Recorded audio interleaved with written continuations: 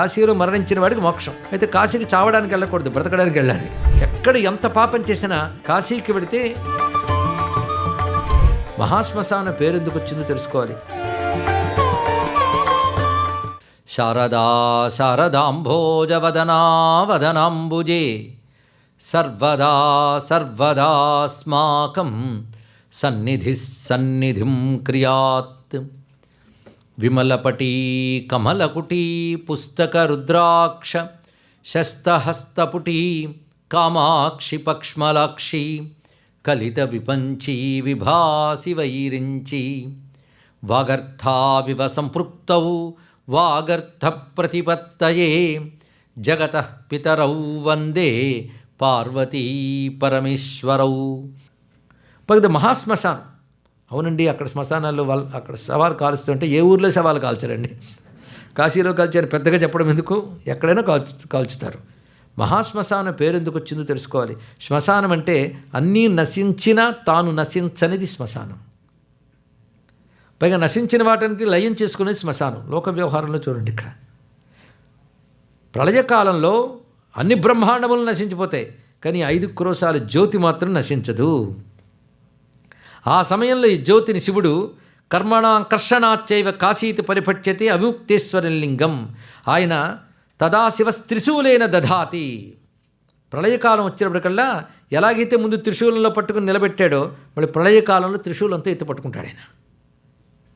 మళ్ళీ భువనాల నిర్మాణం అయినప్పుడు మళ్ళీ తీసుకొచ్చి పెడతాడు. అందుకే అది ఎల్లవేళలా శాశ్వతమైనయ్యా అది. అందుకే ఎప్పుడు ఉండే చోటు అన్నీ లయమైనా అది లయం చెందదు. అందుకే అన్నీ లయమైన లయం చెందదు కనుక దాని పేరు మహాశ్మశానం అని పేరు. ఇది దాని యొక్క అర్థం. మహాశ్మశానం అనగా శాశ్వత ధామము, శాశ్వతమైనటువంటి చోటు. శివుడు ఎప్పుడు శాశ్వతుడే, శాశ్వతుడు కనుక శాశ్వతుడు శాశ్వతంగా ఉంటాడు కనుక మహాశ్మశానవాసి. శ్మశానవాసి అని శివుడి పేరుకి ఇది అర్థం అండి. ఇక్కడ అందుకని వల్లకట్లో తిరిగేవాడిని మామూలు అర్థం కాదు, దాని పరమార్థం దానికి చెప్పచ్చు. ప్రస్తుతం కాశీపరంగా ఇదే అర్థం ఇక్కడ. పైగా దీనికి ఆనందవనం అని పేరు. ఎప్పుడు ఆనందమే కాశీలో, ఎందుకంటే పరమానంద స్వరూపుడు శివుడు ఉన్నాడు. శివుడిని ధ్యానిస్తూ కాశీలో ఎవడుంటాడు వాడు దుఃఖం అనేది ఉండదు, ఎప్పుడు ఆనందం. అయితే కాశ్యాంతు మరణాన్ముక్తి అని పేరు ఉంది. కాశీలో మరణించిన వాడికి మోక్షం. అయితే కాశీకి చావడానికి వెళ్ళకూడదు, బ్రతకడానికి వెళ్ళాలి. చావు నీ చేతిలో లేదు, ఆయన చేతిలో ఉంది ఇక్కడ. ఎందుకంటే ఎన్నేళ్ళున్నా చచ్చే టైంకి అప్పుడే ఎవరితో శుభలేకి వస్తూ నువ్వు హైదరాబాదు వరంగల్లో వెళ్ళిపోతావు. దానికి ఏం చేస్తావు ఇక్కడ? కనుక చావు మన చేతిలో లేదు అక్కడ. అయితే ఒక మాట చెప్తాడు శివుడు, కాశీ మహిమ చెప్పాలంటే ఎన్ని సంవత్సరాలైనా చెప్పచ్చయ్యా అని చెప్పాడు. అంత ఉన్నది దానికి, అంత దివ్యమైనది ఈ కాశీక్షేత్రం. అనేక మంది దేవతల ప్రార్థన చేత పరమేశ్వరుడు విశ్వేశ్వర జ్యోతిర్లింగంగా ఈ కాశీలో వెలసి ఉన్నాడు. ఇదం గుహ్యతమం క్షేత్రం కాశీ రహస్య క్షేత్రం.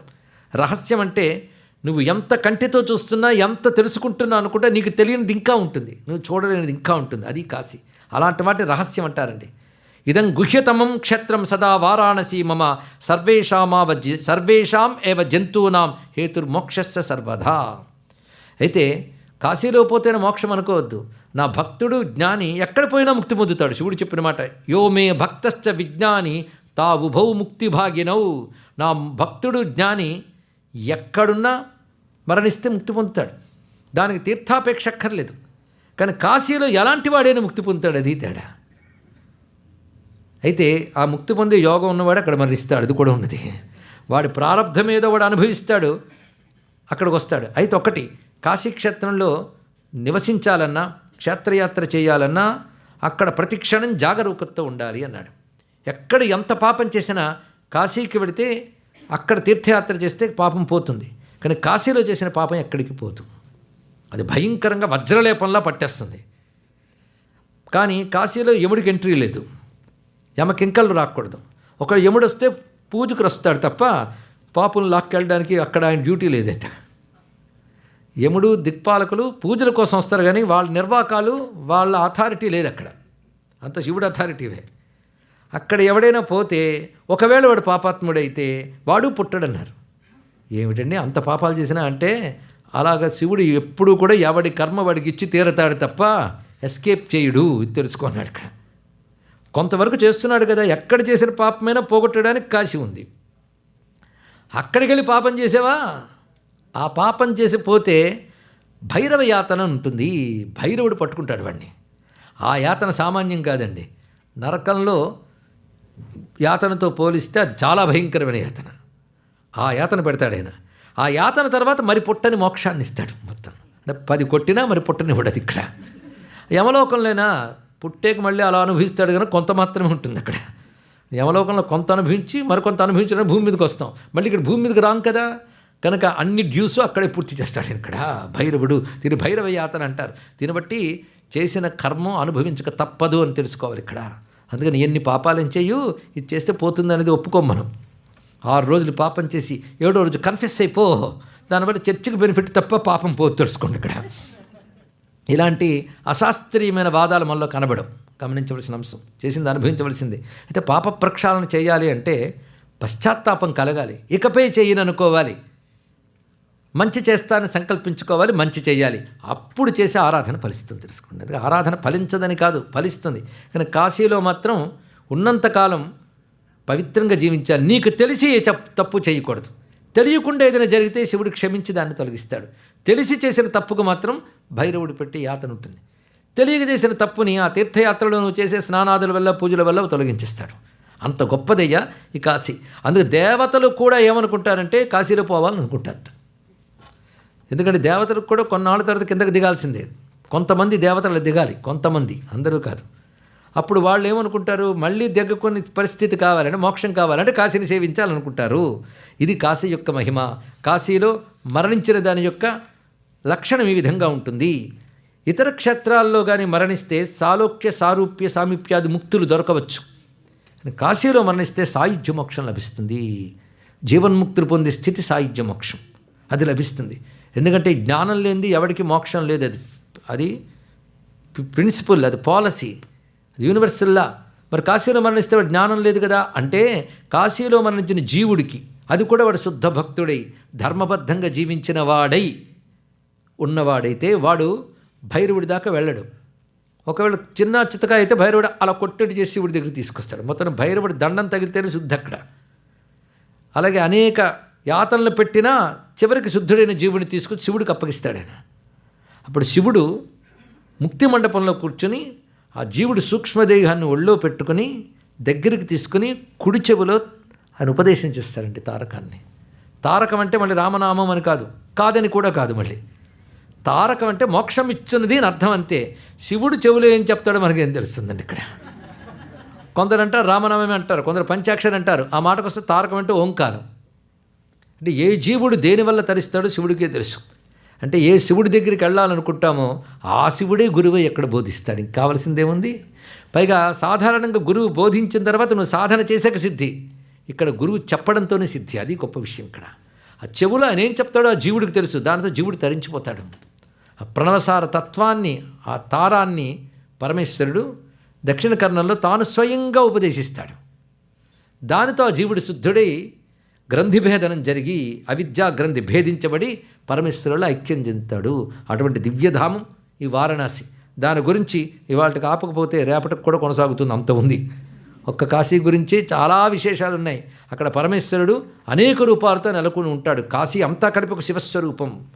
అది వారణాసి ఎప్పుడయ్యింది అంటే, ముందు కాశీ వచ్చింది, తర్వాత వచ్చిన నీరు మణికర్ణిక, తర్వాత ఆదిగంగా అని ఇప్పటికీ పెద్ద తీర్థం ఉంది. ఇవి ముందు వచ్చినవి.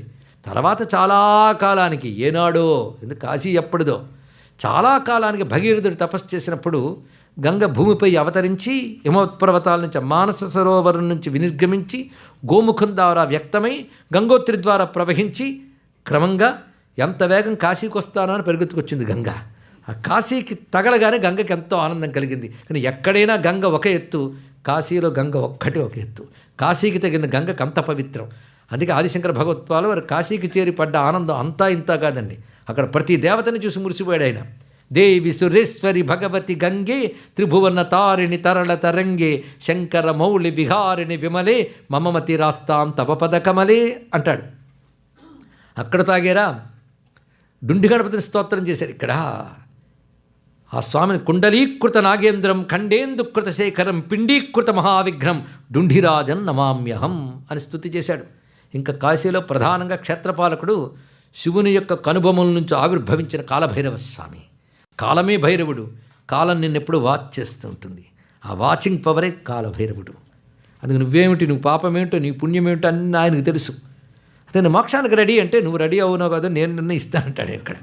కాశీవాసి లోక పుణ్య పాప శోధకం విభుం భీమ విక్రమం ప్రభుం విచిత్ర తాండవ ప్రియం కాశికాపురాధినాథ కాలభైరవం భజే. అటువంటి కాలభైరవ స్వామి వైభవాన్ని దేవరాజ సేవ్యమాన పావనాంఘ్రి పంకజం వ్యాళయజ్ఞసూత్రమిందుశేఖరం కృపాకరం నారదాది యోగి బృంద వందితం దిగంబరం కాశికాపురాధినాథ కాలభైరవం భజే అని స్తుతించారు ఆదిశంకర భగవత్పాలు వారు. సానందం ఆనందమనే వసంతం, ఆనంద కందం, ఆనందపు గడ్డట శివుడు. గడ్డ అంటే దుంప, అది సాలిడ్, అది ఆనందపు యొక్క సాలిడ్ ఫార్మ్. ఆయన అన్ని ఆనందాలకు మూలం ఆ విశ్వేశ్వరుడు. సానందం ఆనందమనే వసంతం ఆనంద కందం హత పాప బృందం వారాణసీనాథం అనాథనాథం తం విశ్వనాథం శరణం ప్రపంచే. ఆ గంగ వచ్చేటప్పటికీ ఆ కాశీకి ఇటువైపు అటువైపు చివరిలో 2 చిన్న నదులు ప్రవహిస్తున్నాయి. ఒకటి వరణ, ఒకటి అసి. ఈ గంగా నది వచ్చి ప్రవహించగానే వరణ అసి వాటిలో కలిసింది గంగలో. వరణ అసి మధ్యలో ఉన్న భూమే కాశీ, అందుకే దాని పేరు వారణాసి అని పేరు చెప్పారు. వరణ అసి గంగ 3 కలిసే ఇక్కడ, అందుకు అది వారణాసి. తత్తీరంలో ఈ కాశీ క్షేత్రం ఉన్నది. అప్పుడు గంగ నుంచి మనం కాశీని చూస్తే కాశీ ధనుస్సు ఆకారంలో ఉంటుంది. సరిగ్గా గంగా నది ధనుస్సు కట్టిన నారిలా ఉంటుందిట. ఆ కొసలో ఈ కొసలో కాశీకి లోలార్కుడని సూర్యుడు ఎక్కడ ఉంటాడు, ఆదికేశవుడని విష్ణు ఉంటాడు. ఈ మధ్యలో కాశీ మొత్తం ఇది చూస్తుంటే ధనురాకారంలో గోచరిస్తుంది. ఈ ధనుస్సు ఎంత ఉంటే, ఊరికనే ధనుస్సు ఉంటే లాభం ఏంటి? బాణం ఏదైనా ఉండాలి, దానికి ఒక టార్గెట్ ఉండాలి. బాణం ఏంటంటే ధర్మం. ఆ ధర్మాన్ని బాణంగా పెట్టి పాపాలను తగలబెడతాడు. అయితే ధనుస్సు పట్టుకునేవాడు ఉండాలి కదా. నమస్తే అస్తు ధన్వనే. ఈ కాశీరూప ధనుస్సు ద్వారా ధర్మాన్ని బాణంగా వేసి పాపాలను దగ్ధం చేసేవాడే విశ్వనాథుడు అని భావన చేశారు ఇక్కడ. దీనికి ఒక పొయిటిక్ ఫార్ములా అద్భుతంగా చెప్తాడు మహాకవి శ్రీనాథుడు. కాశీ నగరి ధనుర్వల్లి గంగనారి కోటి యుగ్మంబు, కోటి యుగ్మం అంటే అంచులు, లోలార్క కుధరధరులు వృషము బాణంబు లక్ష్యంబు వృజినరాజి విశ్వనాథుండు ధన్వి ఉర్వీకళత్రా అని. ఇది చూస్తుంటే రుద్రం మరొక రూపంలో మనకు కనబడుతుంది. నమస్తే అస్తు ధన్వనే అని మరొక స్వరూపంలో గోచరిస్తుంది. ఇది రహస్యమైన కాశీ. భూమి యందు కాశీ అది, శరీరంలో కాశీ. ఇడా పింగళ అనే వరణ అసి గంగాని సుషుమ్నతో కలిసి వారణాసిని భూమధ్యంలో వారాణసి క్షేత్రం. ఇది జ్యోతిర్లింగ స్థానం. ఇది మన శరీరంలో, అది బయట. 3వ కాశీ ఎక్కడున్నది అంటే వేదంలో ఉందిట. ఆ 3వ కాశీ ఏదో కాదు, రుద్ర నమకం అనే 11 అనువాకాల భాగం వేదంలో కాశీ లాంటిది తెలుసుకోండి. ఇక్కడ కాశ్యాంతు మరణాన్ముక్తి, ఇంకా బ్రహ్మజ్ఞానమునకు కాశీ అని పేరు. 4 కాశీలు. కాశీలో పోతే మరణం అంటే బ్రహ్మజ్ఞానం కలిగినప్పుడు శరీరం త్యజిస్తే ముక్తి, రుద్రాన్ని అధ్యయనం చేస్తూ శరీరం త్యజిస్తే ముక్తి, భూమధ్యంలో దృష్టి నిలిపి శరీర త్యాగం చేస్తే ముక్తి. ఇవన్నీ కలుపుకోవాలి. కానీ మనలో కాశీ, బాహ్యకాశీ. మనలో కాశీ ఎప్పుడు చూడగలమో తెలియదు, బాహ్యకాశీని విడిచిపెట్టరాదు. అంత భవ్యమైన కాశీ. అయితే ఇక్కడ శివుడు ఒక మాట చెప్తాడు. కాశీ అని ఎవడైనా అంటే వాడంటే నాకు చాలా ఇష్టం అన్నాడు. అంటే చాలుట. కాశీ అని అంటుంటే శివుడు చెవి పెట్టి వింటూ ఉంటాడు. ఇవాళ ఎన్ని మార్లు అన్నామో, ఆ పరమేశ్వరుడు ఎంత ఆనందంగా వింటూ ఉన్నాడో. ఆ కాశీ విశ్వనాథుడు మనల్ని అనుగ్రహించుగాక. 330 కోటి దేవతా సహిత గంగాన్నపూర్ణాంబికా విశాలాక్షి సమేత శ్రీ కాశీ విశ్వనాథ స్వామికి, శ్రీ కాశీ విశ్వనాథ స్వామికి, శ్రీ కాశీ విశ్వనాథ స్వామికి జై. కాశీక్షేత్ర నివాసాయ కామితార్థప్రదాయిని విశాలాక్షి సమేతాయ విశ్వనాథాయ మంగళం. 330 కోటి దేవతా సహిత గంగాన్నపూర్ణాంబికా విశాలాక్షి సమేత శ్రీ కాశీ విశ్వనాథ స్వామికి, శ్రీ కాశీ విశ్వనాథ స్వామికి, శ్రీ కాశీ విశ్వనాథ స్వామికి జై. కాశీక్షేత్ర నివాసాయ కామితార్థప్రదాయిని విశాలాక్షి సమేతాయ విశ్వనాథాయ మంగళం.